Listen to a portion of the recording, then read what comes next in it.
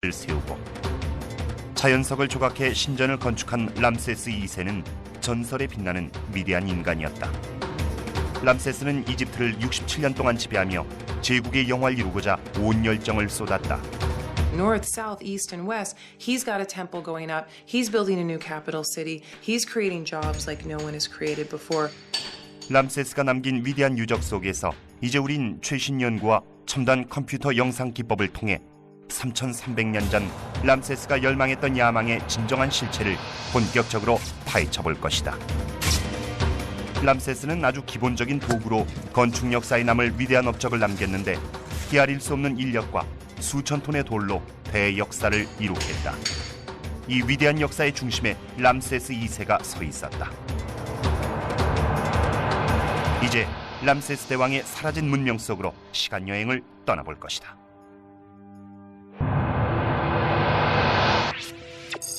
람세스는 이집트 왕좌의 계승자로서 2000년에 걸친 장구한 역사를 자랑하는 위대한 문명의 지배자인 파라오가 될 운명을 타고난 인물이었다. 하지만 정치와 종교상의 대격변기 속에서 제국의 권좌를 차지한 람세스의 왕가는 통치의 기반을 다질 권력을 구축해야만 했다. 람세스의 조부인 람세스 1세는 가문에서 최초로 이집트제국의 권좌에 오른 인물이었다. 그리고 부친인 세티 왕은 군사력을 통해 제국의 지배자로서 입지를 구축했다.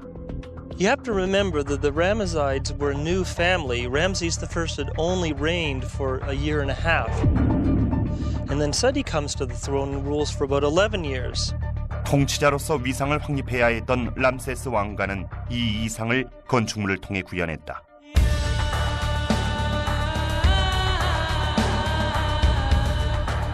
역사적으로 파라오는 건축물을 통해 자신의 권능을 세상에 과시했는데 위대한 도시 테베의 카르나크에 대규모 신전군을 세운 것도 이와 같은 맥락이었다.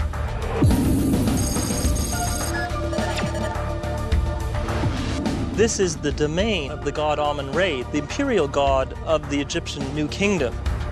제사장을 겸임했던 파라오들은 카르나크 신전에서 자신들의 신을 받아들였으며 람세스가 태어날 무렵부터 이미 신전의 규모는 상상을 초월하는 수준이었다. Buildings were continuously added or removed or changed. 아문라의 신전은 그 심장부에 자리 잡고 있다. 그 주위론 역사적으로 파라오들이 자신의 권능과 신앙심을 과시하고자 신과 교감하는 새로운 통로로 상징되는 자신만의 건축물이나 입구의 탐문을 증축했다. So in periods when you have great pharaohs, pharaohs that are conquering the world, Karnak temples expanding. Karnak is a place where every Egyptian king needs to make his mark. So it makes absolute sense that Ramses II would be one of those kings that would need to extend Karnak temple. 람세스의 부친도 자신의 위협을 남기고자 거대한 여러 기둥이 세워진 광장 건설을 추진했다. 장자이자 제국의 계승자였던 람세스도 이에 한 몫을 거들었다. Well, I think the transition between the reign of Seti I and Ramses II was a very gradual one. And Ramses was given a fair amount of responsibility as a young man. At the age of 10, Ramses was made a general of the army. 건축 부지로 결정된 곳은 거대한 탐문 사이의 신전 진입로였다.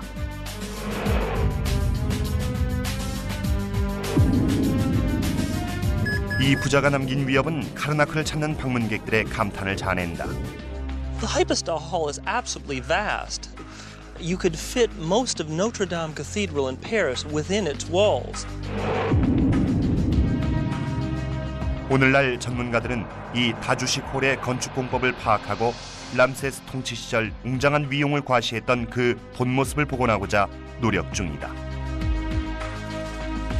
과거 이곳엔 석재 구조물 위로 웅장한 지붕이 덮여 있었고 그 하중을 지탱하기 위해 기둥을 조밀하게 세웠다. So if you want a large room, you have to put in an awful lot of columns. So quite literally, the Hypostyle Hall is a vast forest of columns. 당시 이집트 건축가들이 사용 가능했던 도구라고 해봐야 원시적이고 조악한 돌 절굿공이나 구리 정이 전부였지만 그럼에도 불구하고 현대 대역사에 뒤지지 않는 엄청난 위협을 달성했다. Well, you're not building the columns individually. What you do is you lay out the foundations for the entire building, the column bases and the side walls.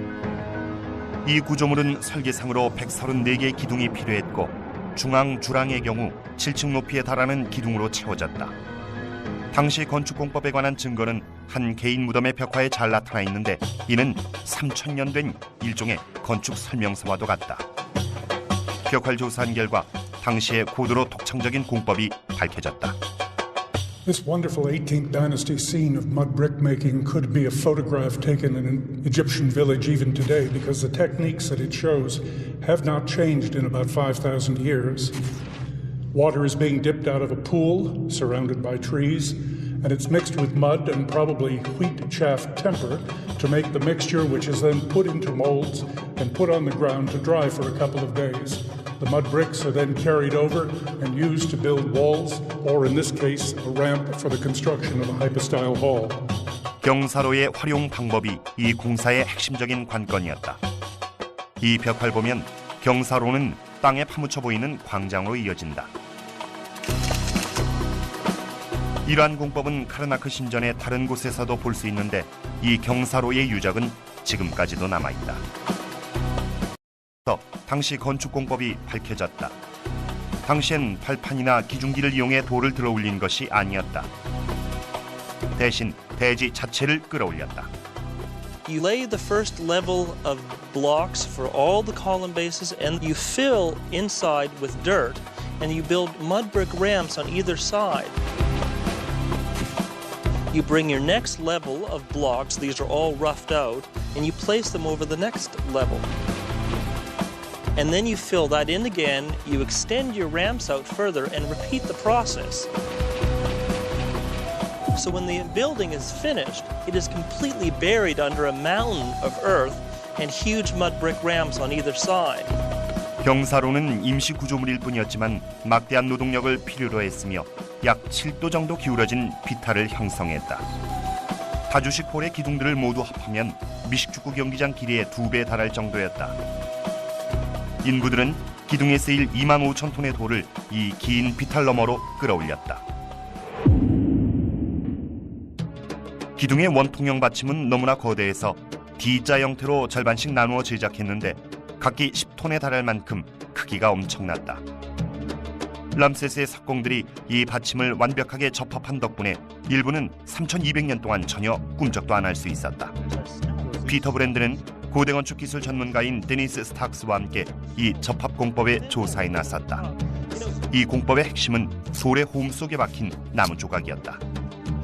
First of all, you had to get a piece of hardwood and cut out the shape so that it fitted into the other side. So the block that's coming up to it, you put it in, bang, bang, bang. It pulled the two blocks together tight so that they couldn't move. So these are more to assemble it rather than to hold it together once it's built. It is. It's to line them up properly and make sure that they can't move at all while the whole job's being built. Of course, when it's all solid and finished, there's no way that it's going to move after that. 다음은 모래를 사용해 돌을 다듬는 과정이다. We know they didn't put the columns up smooth from the beginning because we have one here that's still carved in the rough. Now, I think they didn't have time to be fussing with these in the quarry. They left it to the builders at the site to finish dressing them. They were trying to produce as many blocks in the quickest amount of time possible. When the columns had been erected and the ramps and the platforms had gradually been lowered, the workers would be smoothing the stone like this, with a sandstone rubber like this, in preparation for the cutting of the hieroglyphs. 람세스 부자는 함께 이 대역사를 관장했지만 부친인 세티 왕이 세상을 떠나자 권좌에 오른 람세스는 자신의 뜻대로 공사를 진행할 수 있었다. 그 후 람세스는 카르나크의 다주식 홀을 시작으로 이집트 건축 역사의 새로운 장을 여는 대역사를 끊임없이 추진해 나갔다. 파라오의 자리에 오르자 람세스는 세계 최고의 권력자 반열에 올라섰다. 평생을 이 자리를 위해 준비해온 람세스는 마침내 그 기회를 잡게 된 것이다. 람세스는 카르나크의 신전 건축을 직접 관장했다. 람세스 휘하의 예술가들은 공사에 참여한 왕의 모습을 묘사했다. 람세스가 직접 손에 흙을 묻혔다는 것은 믿기 힘들지만 공식적인 기공식은 그의 부친이 시작한 이 공사가 이제 람세스 자신의 기념물, 자신의 업적이 됐음을 보여주고 있다. First, the king stretches out a cord between two poles in order to ceremonially survey the temple. Next, he takes a mattock and he hacks up the earth. Then he has to make the first mud brick. And then finally, he does the ceremony of giving the temple to its Lord. He seems to claim in many texts to have taken a considerable interest in it, to have been involved in the planning, to have researched historical records to ensure the accuracy of temple plans and designs. 켄트 윅스는 직접 그 기록들을 조사하며 당시 수백 명에 이르는 석공들이 21m에 달하는 기둥을 건축한 공법을 파악하고자 노력해왔다. 람세스의 석공들은 기둥을 세우는 데 그치지 않고 각각의 표면에 정교한 이집트 상형 문자까지 새겨넣었다. There's good evidence that the ancient Egyptians knew and used scaffolding in their engineering work, as in this tomb painting from the 18th dynasty. Here, the workmen have lashed pieces of wood together to create scaffolding so that they can polish and prepare larger-than-life-size statues of the king. 기둥 디자인은 한 뼘 한 뼘 공을 들여 수작업으로 완성했다. One man is using an abrasive to polish the surface of the stone, and this man is working with a chisel to carefully detail the eye. 원시적인 도구가 고작이었던 당시 상황에서 람세스의 야망은 상상을 초월하는 수준이었다. 람세스 치아는 철기시대 이전이라 석공들은 무른 구리 재질의 도구로 돌을 조각해야 했다. 데니스 스탁스는 고대 건축가들의 공법을 파악하는 데는 석공들이 사용했던 그 도구로 당시 작업 방식을 재현해보는 게 최선이라고 믿고 있다. Having done that and delineated the edge of the sign, all we need to do is take out the middle with a chisel.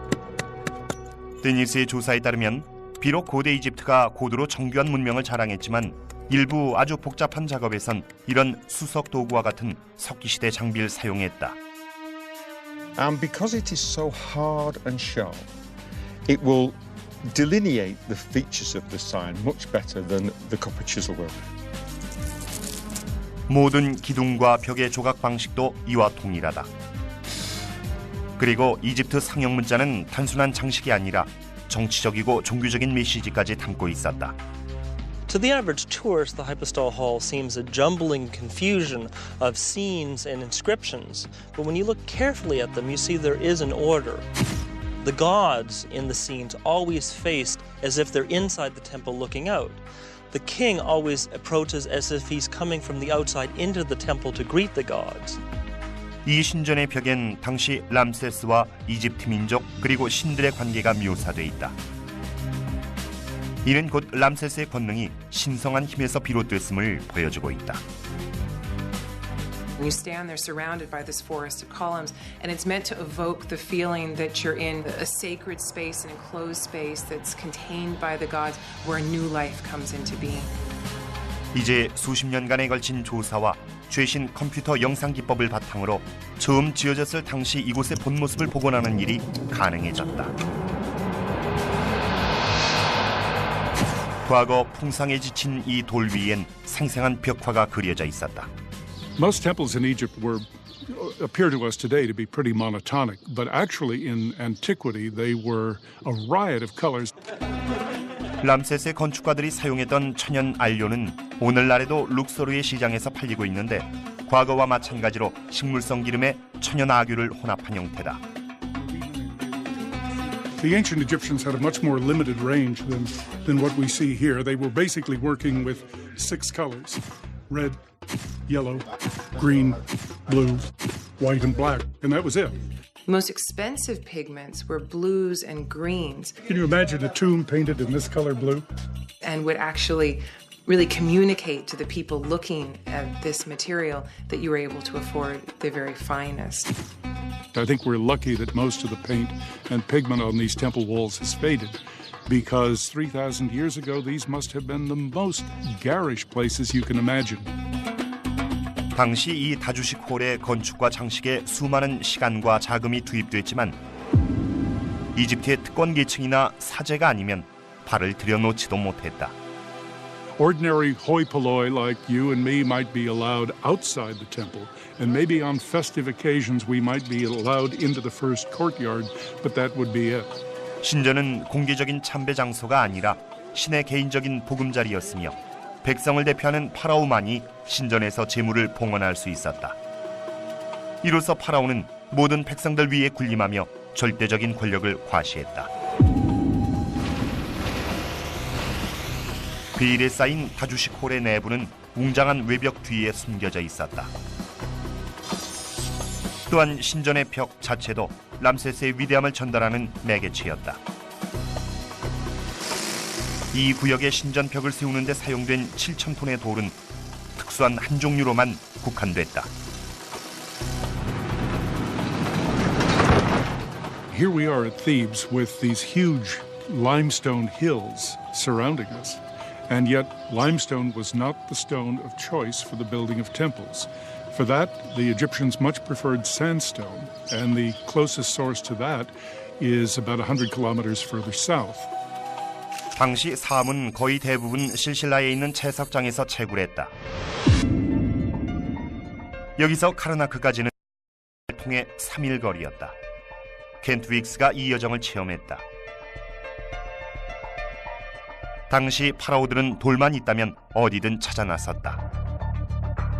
When you consider the number of cubic feet of sandstone that have gone into the new kingdom buildings constructed at Thebes, Silsila must have been a site that was going full bore practically every day of the year for 500 years.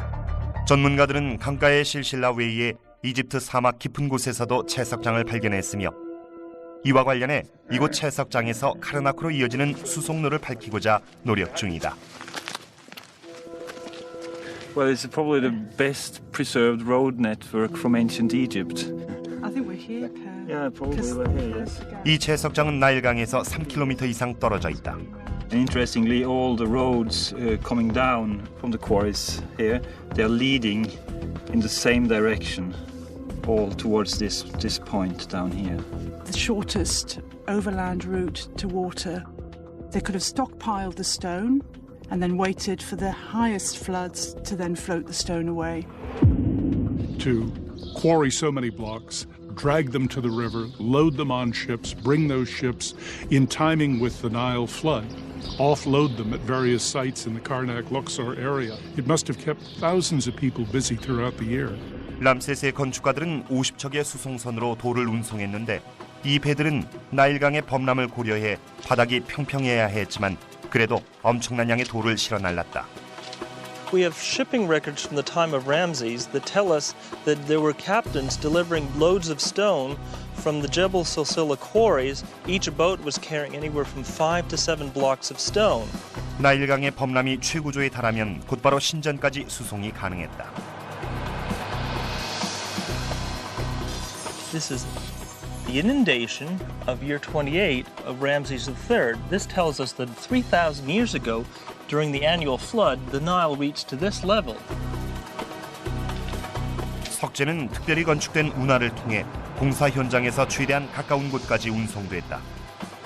하지만 인부들은 다시 그 돌을 석공들의 작업장까지 운반해야 했다. 데니스 스탁스는 당시 이집트 인부들이 석재를 좀 더 원활하게 배치하기 위해 휘반죽을 윤활제처럼 사용했을 거라 믿고 있다. We've got the mortar on now, which lubricates the block as they slide across the other blocks. A bit more. That's it. That's it. 하나씩 차례로 쌓은 벽돌이 모여 웅장한 다주식 홀을 둘러쌌다. 그리고 내부 성소로 이어지는 통로도 완공됐다. 이제 3,300년 만에 한때 아문라의 사제들에게만 개방됐던 신전의 내부가 복원 가능해졌다.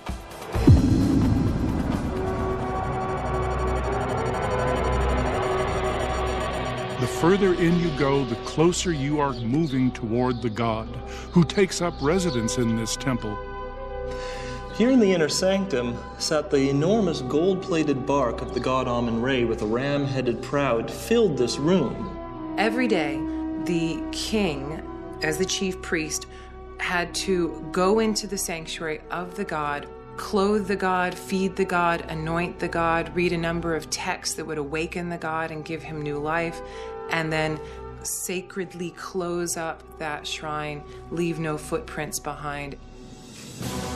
람세스가 카르나크에 남긴 위협은 당시에도 모든 면에서 인상적이었으며 오늘날까지 세계의 불가사의 중 하나로 손꼽히고 있다.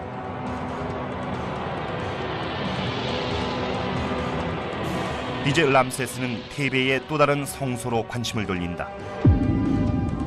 바로 룩소르 신전이다. 우리와 닮은 그림을 그리자. 안 아파? 형, 그래도 우리가 이긴 거지? 마음으로 비 오네? 아빠 비 맞겠다. 눈부신 하늘과 애기야, 빨리 넘어서 나랑 보자. 아이는 미래를 위한 가장 아름다운 선물입니다. 공익광고협의회. 전 세계를 하나로 잇는 위대한 비단길, 위대한 문명을 만들어낸 건축 비법, 이 잊혀진 제국의 건설을 파헤친다. 최첨단 기술로 완벽하게 복원한 제국의 건설.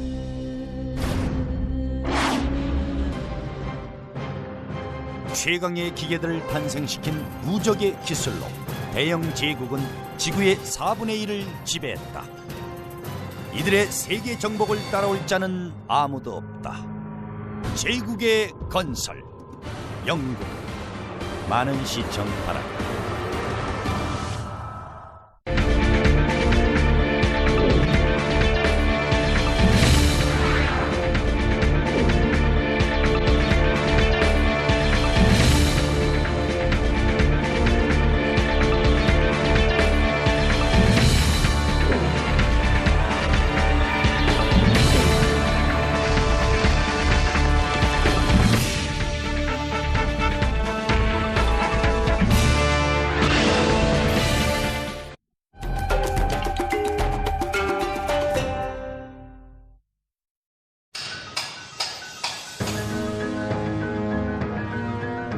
람세스 2세는 카르나크의 다주식 홀이 완공되자 3.2km 근방으로 눈을 돌려 다시 한번 역사의 길이 남을 야심찬 건축 계획에 착수한다. 룩소르 신전으로 가는 길엔 스핑크스가 줄줄이 늘어서 있다. 매년 파라오는 이 길을 따라 참배 행렬을 이끌고 신이 이집트에 선사한 가장 큰 선물을 경축하러 나섰다. 바로 나일강의 범람이었다. 이집트의 대지를 풍요롭게 만드는 나일강 범람의 경축 행사는 오페트 축제로 불렸다. The ceremony started out fairly somber, but by the end of the week it had become a wild, almost carnival-like atmosphere. This would have been a time of great drunkenness, great joy, lots of sexual abandon. It was meant to help the god Amun-Re recreate himself so that he could be renewed and help Egypt get through another year of growth and prosperity. 람세스는 건물을 세울 때마다 늘 전대 파라오들의 위협과 경쟁을 했다. 또한 룩소르 신전엔 이미 웅장한 열주가 존재했다. 이에 람세스는 신전을 보강하고 예전 건축물들을 압도할 만한 자신만의 위협을 달성하려 했다. 3000년이 넘는 세월의 풍화 속에서도 여전히 건재한 이 벽화 속에는 람세스의 웅대한 포부가 드러나 있다.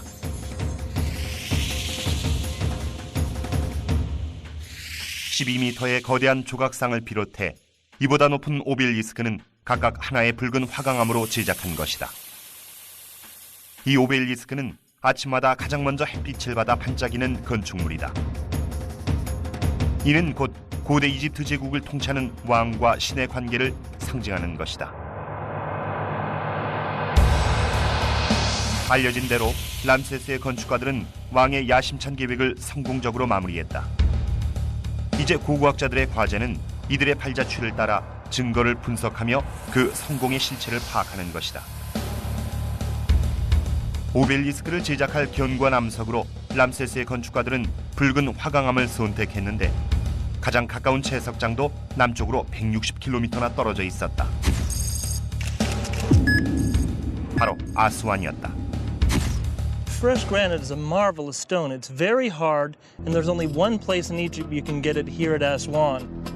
이 반쯤 완성된 오벨리스크는 훌륭한 증거 중 하나로서 수백 명의 인부들이 몇 달 동안 작업한 후 그대로 버려진 것이었다. Well, this obelisk is quite incredible. I mean, it would have been about 130 feet long, as maybe as wide as 9 feet. When you get to this point here, you find that they dug a deep trench here. And then what they would have had to do is lower the stone down and dug underneath the obelisk. Now, they would have had to undercut it along its entire length, leaving it only on a few supports. 두 번째 커다란 난제는 거의 800톤에 가까운 하나의 돌덩어리를 원시적인 도구만을 사용해 제거하는 작업이었다.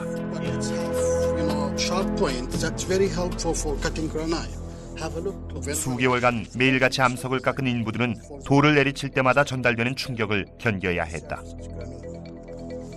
That must have been hard on your hands, though. It is very hard. The pressure of banging this rock into another rock, it must have been excruciating work.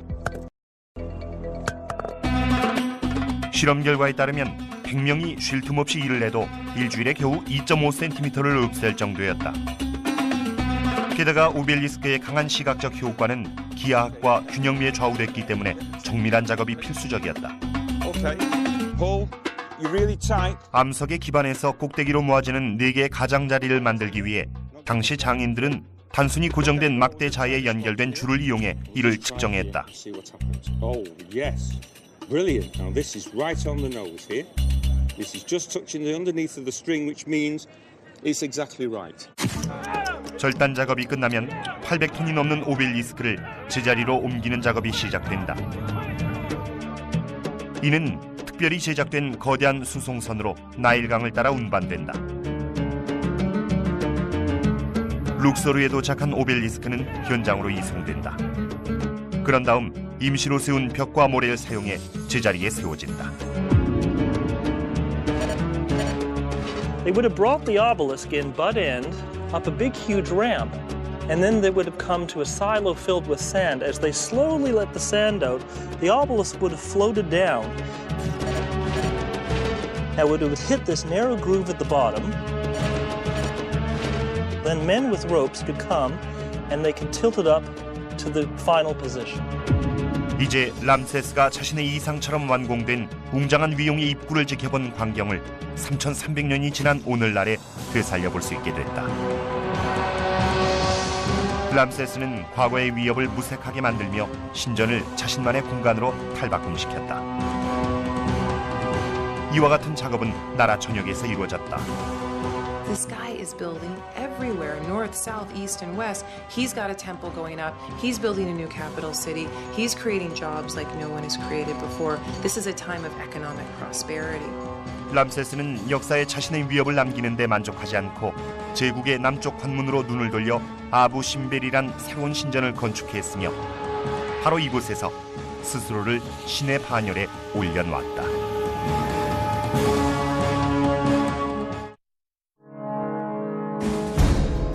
람세스는 당시 이집트 남성 평균 수명의 무려 3배 가까운 67년의 세월 동안 제국을 통치했다. 그 재위 기간 동안 석공들은 끊임없이 공사에 전념하며 제국 전체에 걸쳐 세워진 벽과 기둥 및 조각상에 람세스의 이름과 이미지를 새겼다. 하지만 그는 곧이어 더욱 야심찬 계획에 착수했다. 테베에 위치한 나일강 서안에 자신의 장제전인 라메세움을 세우기로 한 것이다.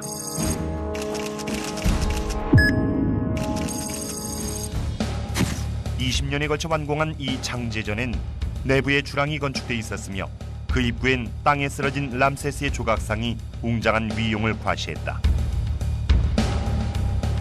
그 형태는 이 조각상과 유사했지만 대신 규모는 몇 배나 더 웅장했다.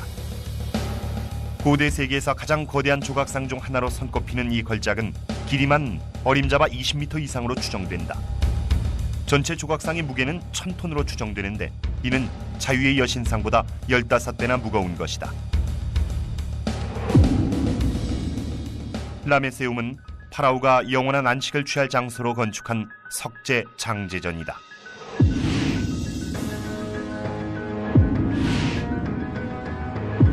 하지만 증거를 보면 람세스는 단순히 전통을 따르는 것에 만족하지 않았다. 이 벽화에는 정치와 종교에 걸친 람세스의 위대한 포부가 잘 드러나 있다. 람세스는 자신의 뜻대로 역사를 다시 쓰고 있었다. 벽화에는 람세스가 치렀던 가장 유명한 전투도 묘사돼 있다. 바로 카데시 전투다.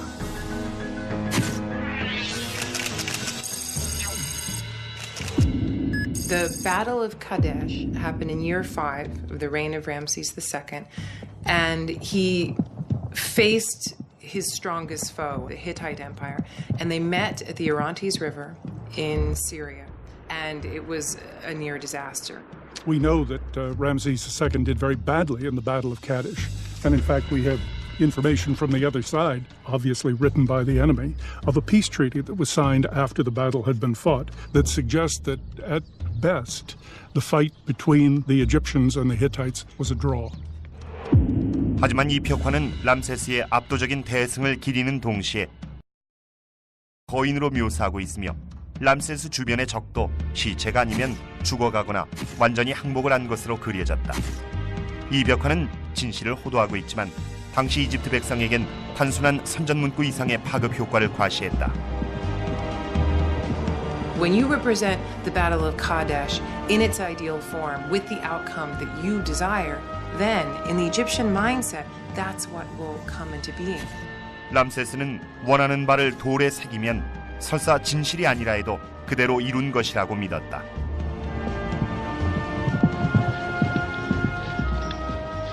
그리고 라메세움은 시작에 불과했다.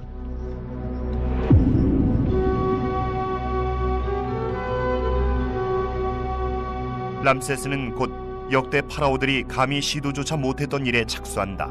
그 자신의 위치를 통치자인 동시에 살아있는 신으로 격상시킨 것이다.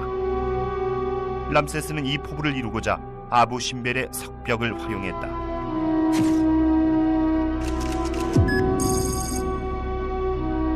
Abu Simbel is a unique temple carved in the rock with these giant statues. It's so audacious. 람세스는 이집트 제국의 끝에 거대한 신전을 세우고자 하는 일생 최대의 야심찬 계획에 착수했다. This temple is built far afield to celebrate the king so that he's not infringing on the territory of the god Amun. 전문가들은 람세스가 이곳에 세운 위협의 진정한 규모를 파악하기 위해 수세대에 걸쳐 노력해왔다.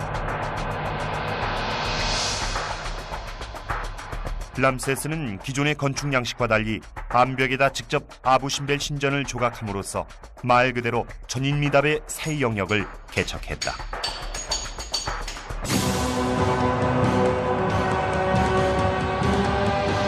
돌을 현장으로 수송하는 대신 그 자리에서 바로 조각해버린 것이다. 당시 석공들은 사암을 깎아 상상을 초월하는 규모의 파라오 조각상 4개를 완성했는데 각각 그 높이만 무려 21m에 달했다. 이 조각상은 인근의 누비아족에게 두려움을 주고자 건축된 것이었다. The Nubians were in possession of Egypt's principal source of gold. And it was extremely important that Egypt maintain control over the gold mines and the trade routes that led into Africa, a source of ebony, ivory, slaves, and so forth. 그리고 줄줄이 연결된 방과 절벽 내부로 45m나 파고 들어간 신전의 내부 구조도 유례가 없을 만큼 웅장했다. 또 1년의 이틀 동안은 왕실의 천문학 전문가들이 소유한 지식과 건축가들의 정확한 설계가 빚어낸 드라마틱한 무대가 펼쳐졌다.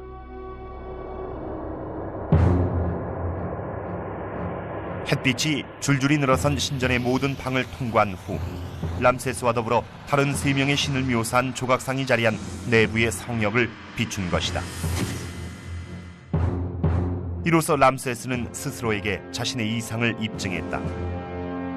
그는 살아있는 동안 가장 위대한 파라오에 그치려 하지 않았다.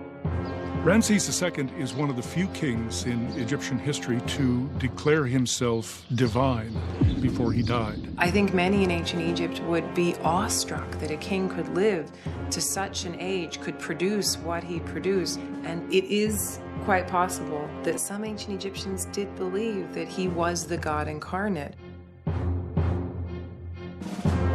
람세스는 위대한 업적을 남겼지만 아직 최후의 과제가 남아 있었다.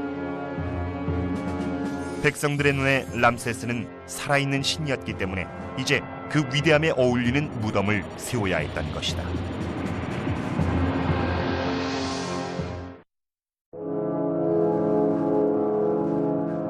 자신의 무덤을 세우는 건 파라오의 전통이었다. 권좌에 오른 순간부터 무덤 건설은 시작됐다. 람세스는 평생의 신조에 발맞춰 과거의 모든 파라오들보다 훨씬 크고 후세의 길이 남을 무덤을 건설하고자 했다. 전통적으로 왕가의 무덤터는 나일강 서안에 위치한 왕가의 계곡이었다.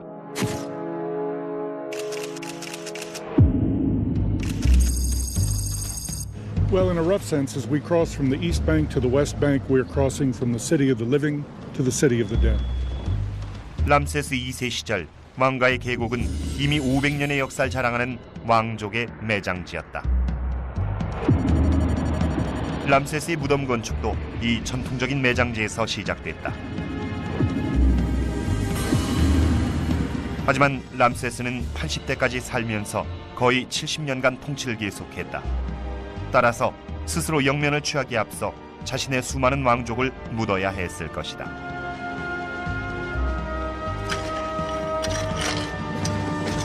켄트 윅스는 왕가의 계곡 지도화 사업을 추진하는 과정에서 웅장한 규모의 지하 석실을 발견했다. 이 석실들은 5호 고분이라고 명명됐다.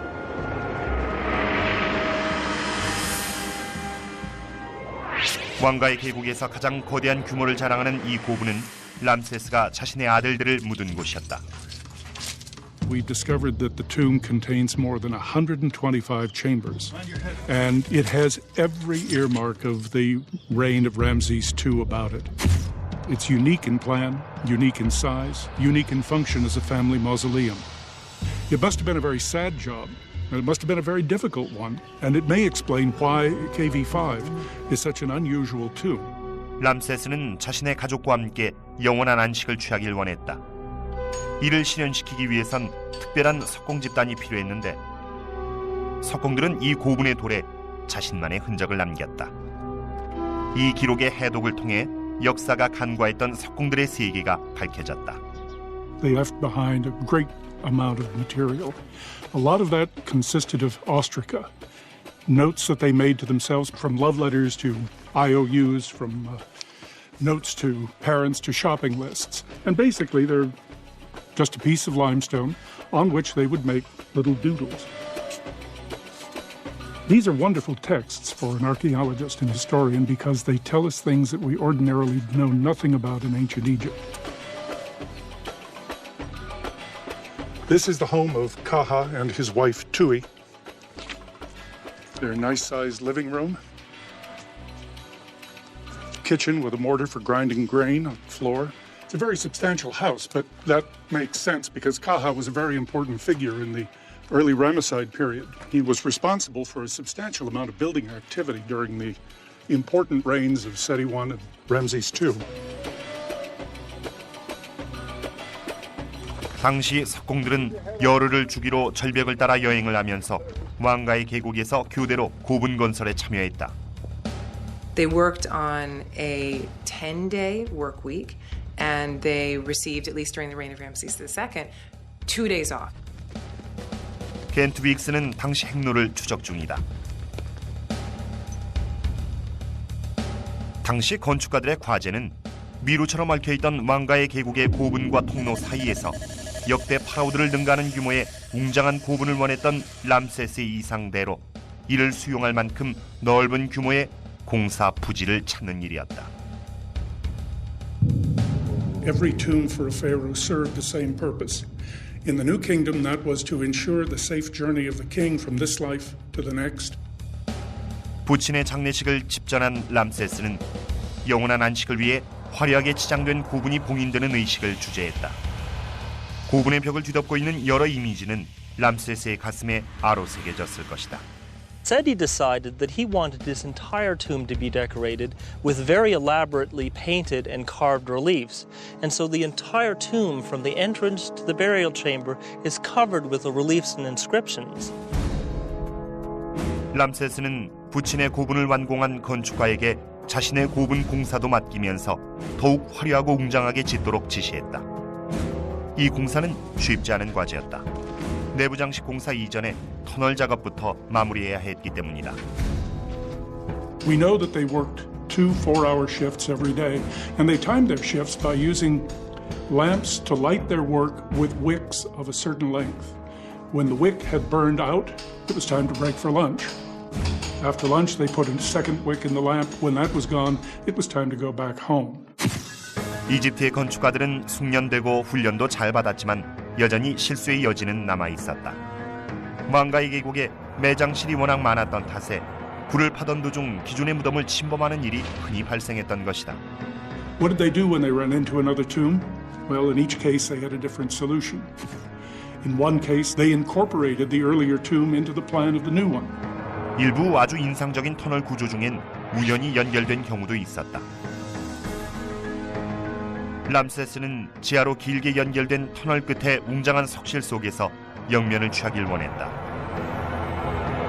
이 매장실은 완공된 모습 그대로 람세스가 죽기까지 반세기를 기다렸는데 람세스가 세상을 뜬 이후 3200년 동안 지진과 홍수 등을 겪으면서 지붕이 일부 무너졌고 벽을 치장했던 내부 장식도 지워졌다. 람세스가 직접 기초를 설계한 매장실의 연구만으로 이제 왕이 최후의 안식을 영위했던 고분의 모습을 복원할 수 있게 됐다. 종교적인 상징이 고분 전체에 새겨져 있었고 지붕은 별빛이 총총한 밤하늘로 치장돼 있었다. 각 벽면엔 수여신인 이시스가 파라오의 석관을 보호하는 모습으로 묘사돼 있었다. 매장실의 중앙엔 여러 겹으로 쌓은 석관이 람세스의 고분에 걸맞도록 화려하게 치장돼 있었다. 데니스 스탁스는 고대 이집트인들이 어떻게 암석을 절단해 관으로 제작했는지 정확히 파악하고자 노력해왔다. This is very hard ground, the hardest stone in Egypt to cut. 스탁스는 이집트인들이 무른 구리 날의 톱으로 암석을 절단한 방식을 알아냈다. The saw is cutting this down probably at a rate of a centimetre per hour, which means it would take several days to cut this through. 이 톱엔 톱니가 없기 때문에 모래를 연마제로 사용하는데 노동 집약적이긴 해도 효과적인 절단 방식이었다. Wind the rope around the shaft. 관의 내부를 파내는 작업은 한층 더 어렵다. 데니스는 람세스 시대 이전의 비문에 관한 연구를 통해 당시 석공들이 사용했던 독창적인 공법을 복원할 수 있게 됐다. If you imagine the top of the sarcophagus being like this, and oblong, then they had to drill holes around the perimeter in order to delineate the shape of the hollow inside the sarcophagus. And then they could put some weakening holes in the middle and then break away all the columns of rocks between, as well as the cores, and then after 4 or 5 levels of that, they will have reached the bottom of the sarcophagus, deep enough for Pharaoh to be put into it.